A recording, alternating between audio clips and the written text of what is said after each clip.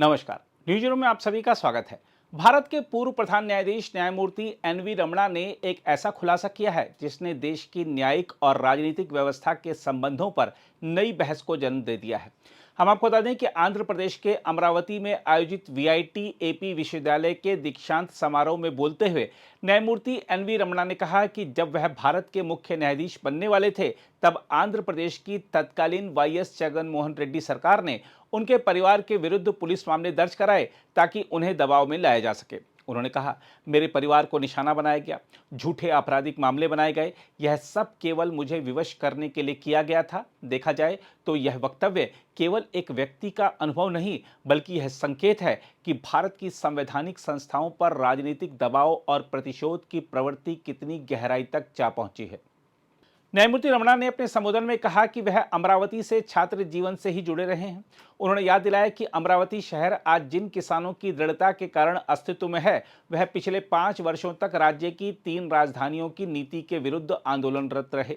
2019 से लेकर 2024 तक ये किसान अपने अधिकारों और सम्मान के लिए शांतिपूर्वक संघर्ष करते रहे और अंततः 2024 में एन चंद्रबाबू नायडू की वापसी के साथ ही 3 राजधानी की योजना वापस ले ली गई।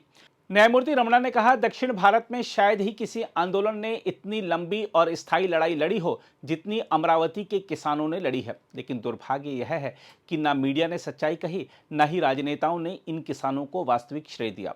उन्होंने अपने कठिन दिनों की याद करते हुए कहा कि जब उनके परिवार पर पुलिस कार्रवाई हुई तब केवल वह अकेले नहीं थे। जो भी किसान आंदोलन के पक्ष में बोले उन्हें डराया धमकाया गया। यहाँ तक कि वह न्यायाधीश भी जिन्होंने संवैधानिक सिद्धांतों की रक्षा की, वह स्थानांतरण और दबाव के शिकार हुए। देखा जाए तो यह स्वीकारोक्ति भारतीय लोकतंत्र की संवैधानिक रीढ़ यानी न्यायपालिका की स्वतंत्रता पर प्रश्न चिन्ह लगाती है। यदि एक न्यायाधीश, वह भी देश के सर्वोच्च पद पर आसीन व्यक्ति, यह कहे कि उन्हें या उनके परिवार को राजनीतिक दबावों से गुजरना पड़ा, तो यह केवल व्यक्तिगत प्रकरण नहीं रह जाता बल्कि सत्ता की प्रवृत्ति का दर्पण बन जाता है। लोकतंत्र में रूल ऑफ लॉ यानी कानून का शासन को तभी स्थिर माना जा सकता है जब सत्ता का कोई अंग दूसरे पर अनुचित प्रभाव न डाल सके। न्यायमूर्ति रमणा ने ठीक ही कहा कि सरकारें बदल सकती हैं परंतु न्यायपालिका और कानून का शासन ही स्थायित्व के आधार स्तंभ है। यह तभी जीवित रह सकता है जब न्याय के संरक्षक अपनी सत्य निष्ठा को सुविधा के लिए गिरवी न रखें। यह कथन न केवल वर्तमान राजनीतिक वातावरण पर टिप्पणी है बल्कि न्यायपालिका के भीतर बढ़ती संवेदनशीलता और भय के वातावरण की ओर भी संकेत करता है।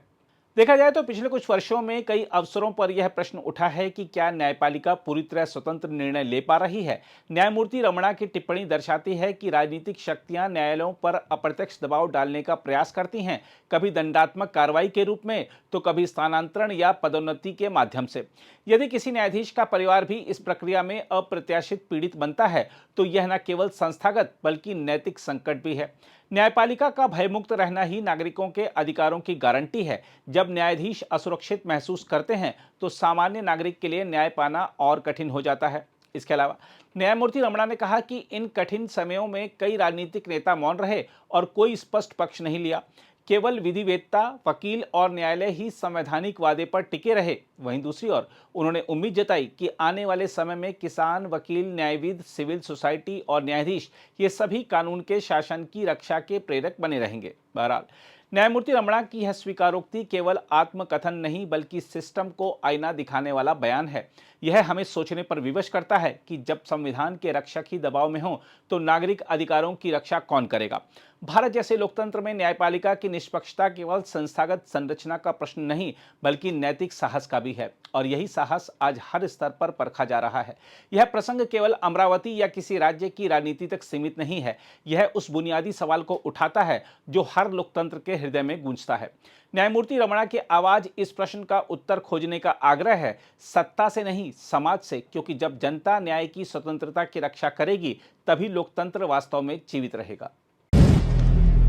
अगर आप भी लेना चाहते हैं देश दुनिया की तमाम जानकारी तो आज ही सब्सक्राइब करें हमारे चैनल को। साथ ही नीचे दिए बेल आइकन को जरूर दबाएं ताकि हर अपडेट आप तक पहुंच सके।